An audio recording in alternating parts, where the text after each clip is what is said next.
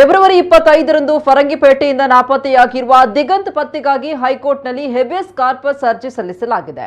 ಹೈಕೋರ್ಟ್ನ ದ್ವಿಸದಸ್ಯ ವಿಭಾಗೀಯ ಪೀಠದಲ್ಲಿ ವಕೀಲರಾದ ಸಚಿನ್ ನಾಯಕ್, ಅಕ್ಷಯ್ ಆಳ್ವಾ ಹಾಗೂ ಅಖಿಲೇಶ್ವರಿ ಅವರು ಈ ಅರ್ಜಿಯನ್ನು ಸಲ್ಲಿಸಿದ್ದಾರೆ. ನಾಪತ್ತೆಯಾಗಿರುವಂತಹ ದಿಗಂತ್ ತಂದೆಯ ಪರವಾಗಿ ಈ ಹೇಬಿಯಸ್ ಕಾರ್ಪಸ್ ಅರ್ಜಿ ಸಲ್ಲಿಸಲಾಗಿದ್ದು, ಪೊಲೀಸ್ ತನಿಖೆ ಸರಿಯಾಗಿ ನಡೆಯದ ಬಗ್ಗೆ ವಿಭಾಗೀಯ ಪೀಠದ ಗಮನಕ್ಕೆ ತರಲಾಗಿದೆ. ಫೆಬ್ರವರಿ 25ರಂದು ದಿಗಂತ್ ನಾಪತ್ತೆಯಾದ ಸಂದರ್ಭದಲ್ಲಿ ದೂರು ಸ್ವೀಕರಿಸಿದ್ರೂ ಕೂಡ ಪೊಲೀಸರು ತಕ್ಷಣವೇ ಕ್ರಮ ಕೈಗೊಳ್ಳದ ಬಗ್ಗೆ ಅರ್ಜಿಯಲ್ಲಿ ಉಲ್ಲೇಖಿಸಲಾಗಿದೆ. ಆರಂಭದಲ್ಲೇ ಸರಿಯಾದ ನಿಟ್ಟಿನಲ್ಲಿ ತನಿಖೆ ಆರಂಭಿಸಿದ ಪೊಲೀಸರು ದಿಗಂತ್ ಪತ್ತೆಗೆ ಅವಕಾಶ ಇದ್ದ ಅಮೂಲ್ಯ ಸಮಯವನ್ನ ಹಾಳು ಮಾಡಿದ್ದಾರೆ. ಅಷ್ಟೇ ಅಲ್ಲದೆ ಮಾರ್ಚ್ 1ರಂದು ಫರಂಗಿಪೇಟೆ ಬಂದ್ ಮಾಡಿದ ಬಳಿಕ 7 ತನಿಖಾ ತಂಡಗಳನ್ನು ರಚಿಸಿ ತನಿಖೆಯನ್ನು ಆರಂಭಿಸಿದ್ದಾಗಿ ಅರ್ಜಿಯಲ್ಲಿ ಹೇಳಲಾಗಿದೆ. ಅರ್ಜಿದಾರರ ವಾದವನ್ನು ಆಲಿಸಿದ ಹೈಕೋರ್ಟ್ ದ್ವಿಸದಸ್ಯ ವಿಭಾಗೀಯ ಪೀಠ ದಕ್ಷಿಣ ಕನ್ನಡ ಜಿಲ್ಲಾ ಪೊಲೀಸರಿಗೆ ಮಾರ್ಚ್ 12ರ ಒಳಗಾಗಿ ತನಿಖಾ ವರದಿಯನ್ನ ನ್ಯಾಯಾಲಯಕ್ಕೆ ಸಲ್ಲಿಸಲು ಆದೇಶ ಮಾಡಿದೆ.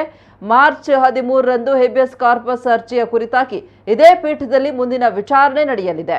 ನ್ಯಾಯವಾದಿಗಳಾದ ಸಚಿನ್ ನಾಯಕ್, ಅಕ್ಷಯ್ ಆಳ್ವಾ ಹಾಗೂ ಅಖಿಲೇಶ್ವರಿ ಅವರು ಪೊಲೀಸ್ ತನಿಖೆಯಲ್ಲಿನ ವೈಫಲ್ಯವನ್ನ ನ್ಯಾಯಾಲಯದ ಮುಂದಿಟ್ಟಿದ್ದಾರೆ.